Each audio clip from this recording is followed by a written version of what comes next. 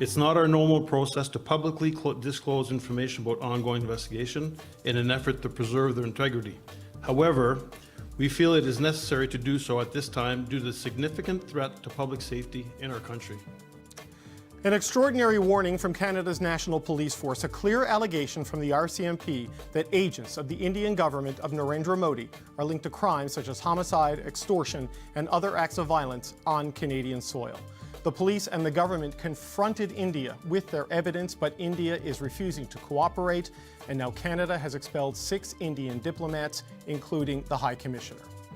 It is extremely concerning. I mean, Indian diplomats and consular officials are here to protect the interests of their nationals that are based in Canada and their country's national interests as well, and not to be part of criminal activity or intimidation or coercion. Canada's relations with India have been tense ever since Prime Minister Justin Trudeau accused India of a role in that murder of the Sikh activist Hardeep Singh Nijjar. These latest allegations escalate that tension, as an outraged India calls these claims baseless and unacceptable, and in a retaliatory move, India has expelled 6 Canadian diplomats, including Canada's acting High Commissioner. Prime Minister Justin Trudeau spoke just moments ago. Let me be clear. The evidence brought to light by the RCMP cannot be ignored. It leads to one conclusion. It is necessary to disrupt the criminal activities that continue to pose a threat to public safety in Canada. That is why we acted. Because we will always, first and foremost, stand for the rights of Canadians to feel safe and secure in their own country. We will never tolerate the involvement of a foreign government threatening and killing Canadian citizens on Canadian soil, a deeply unacceptable violation of Canada's sovereignty and of international law. This is a significant story on a significant day, and it will be the relentless focus of our show over the next 2 hours, starting with the CBC's Kate McKenna, who joins me in studio. Kate, a long weekend Monday has turned into an absolute bombshell of allegations against the government of India and geopolitical relations. Take us through first the allegations and why the RCMP felt compelled to make them today. Well, these truly are shocking revelations, and we are getting a glimpse behind a curtain that we don't typically get to see. So just to start with what the RCMP said earlier today, they say they have evidence of Indian officials involved in homicides plural, extortion, violent acts on Canadian soil, and they used words like widespread violence and significant threat to public safety in our country. RCMP Commissioner Mike Duhem says that this violence and threats were typically or predominantly targeted towards Sikh Canadians who are part of the pro-Khalistan movement.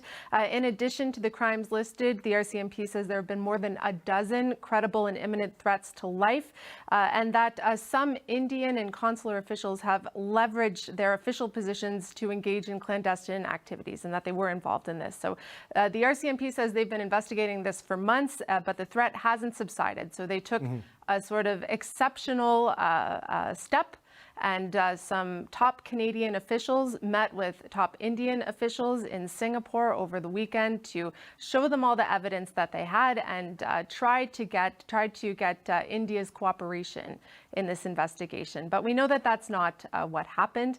They felt it was necessary to confront the government of India and inform the public. And so they told them that 6 agents of the Indian government are persons of interest in investigations. And we just heard from Foreign Affairs Minister Melanie Joly that Canada asked India to waive the diplomatic immunity of those 6 people in order to get them to answer questions about some of the crimes that are alleged to have happened. But India dismissed all of these allegations, and we know that they have dismissed these allegations for months now, since the Prime Minister got up in the House of Commons and accused India of playing a role in the killing of the pro-Khalistani leader in BC. We also heard a little bit about what some of the evidence was, including intercepted communications and new information that the RCMP has collected since beginning the investigation of Hardeep Singh Nijjar. So they basically tried to ask for their cooperation, but were rebuffed. And now, of course, we know there's been this tit-for-tat diplomatic situation. I was struck by how definitive the Prime Minister was in his language just now. When he was talking, there was no, like we have to say, alleged and claims and these sorts of things. Justin Trudeau did none of this today. In fact, he said India has made a monumental mistake choosing to use diplomats and organized crime to attack Canadians. Our goal today is to try to prevent this process and disrupt a pattern of Indian diplomats gathering information and passing it on to organized crime to target Canadians. He also suggested that there are certain processes before the courts and we'll get more information through that process, so there is a limit to what they can say so as not to interfere with this. But that's what we're hearing directly from the government. There's political reaction coming in as well, including from Jagmeet Singh, who, as we understand, was one of the people who was warned that he could be a target and his safety could be at risk. That's right. And I, too, was struck with what the Prime Minister said. I wrote down a couple of the things. We'll never tolerate the threat of a foreign government killing Canadians on Canadian soil. We cannot abide by what we're seeing right now. It'll never hesitate to do what's necessary to protect Canadians. But he also said that every step of the way, he was in contact, or Canadian officials were in contact with Indian officials, telling them what they knew, hoping to reach some sort of agreement. Right. Obviously, we're not there now. But yes, the NDP did release a statement saying that they're extremely worried about information released by the RCMP commissioner today, and that they support the decision to expel India's diplomats. But we also know that Jagmeet Singh and the Premier of BC, David Eby, received briefings from Canadian national security officials. So this is something that's still quite live, and a lot has transpired in just the last few hours. Yeah, I noticed the Prime Minister leaning in on the way that they've tried to work with India, but it's been India that's been the problem, because there's this persistent criticism in some quarters that this is somehow Canada's fault, when Canada is not the country that stands accused of extraterritorial murder, as India does here and in the United States.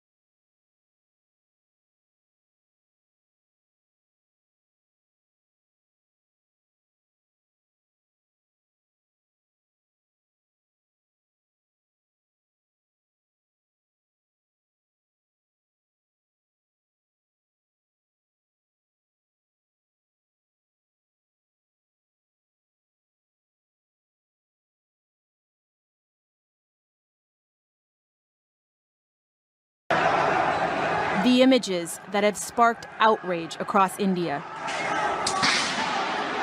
Videos shared on Facebook show a mob descending on a group of Nigerian students. In this shopping mall outside New Delhi, hundreds of attackers used chairs and sticks to hit the Africans. We're using brick to knock the glass, trying to open the door. Me and my brother, just me and my brother, we're trying to draw the door back. It has once again brought attention to discrimination against Africans in India. There have been a string of attacks in recent years. There is a caste system that exists in this society that are oppressing people, even the Dalits. In this country, they have no future, they have no hope. They have been suppressed by the government, by the people, in all aspects. So what about us who are Africans? There's something wrong with being black and being a black-skinned African and black and crime in this country. That sentiment shared among many of India's African immigrants, who hope violence like this won't be repeated. Whitney Hurst, Al Jazeera. Have a listen to this. Being a black, this skin, being a black doesn't make you no less of a human. We are human beings. In fact, in India here, I've seen people who are blacker than me, but they still see me and they call me black. That was Mina recording that comment after one of many attacks in India on Africans. How would you react to her? She's right here in our conversation, Tarun. What would you tell her? My full support to her, and I share her anguish and anger. I am with her, but to say that the Indians can be racist is the most vicious thing, because we worship black God. Krishna is black. There can't be racist attacks.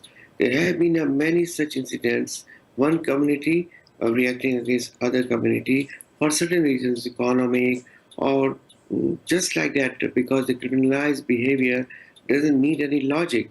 So this incident and the other incidents which have occurred in Noida are condemnable, they are unfortunate, but they must understand that Indians can be anything but racist. Indians aren't we racist. are the victims of racism of the British people for long.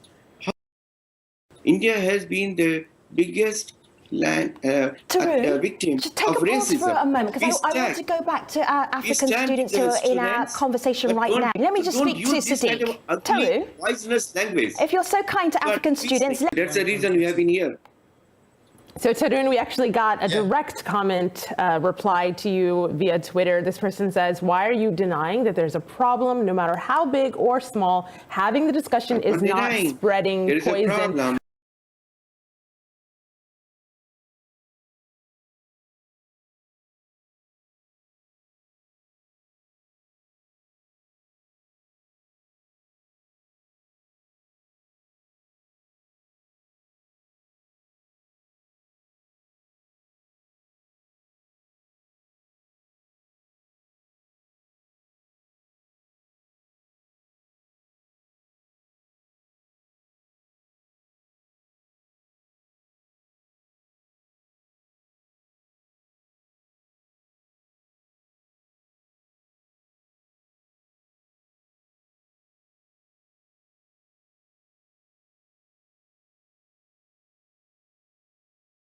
On January 29, 2014, a young guy, Nido Tanya from Arunachal, was beaten to death in the Lajpat Nagar market of Delhi. The reason? He looked simply different.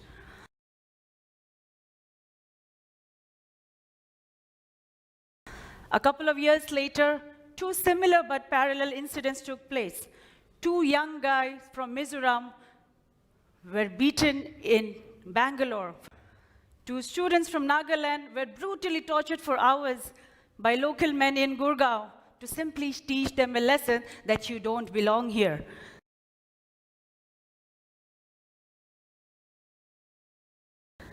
What's terrifying is their intent. They chopped off one of their hair and said, if you tribal people from the Northeast come here, we will kill you. A few years later, my friends and I were denied an entry into a hotel in Jaipur just because we didn't look Indian enough.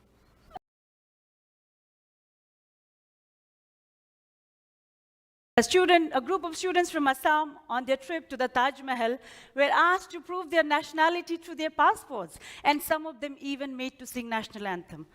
A girl from Manipur was harassed by an immigration official at Delhi's airport, asking her, "Tum Indian to nahi dikhti ho? You don't look Indian enough." He also wanted to test her of her Indianness by asking how many states comprised India and what were the neighboring states of Manipur. Now, what is this racism? We want justice! We want anti-racial law! His death exposed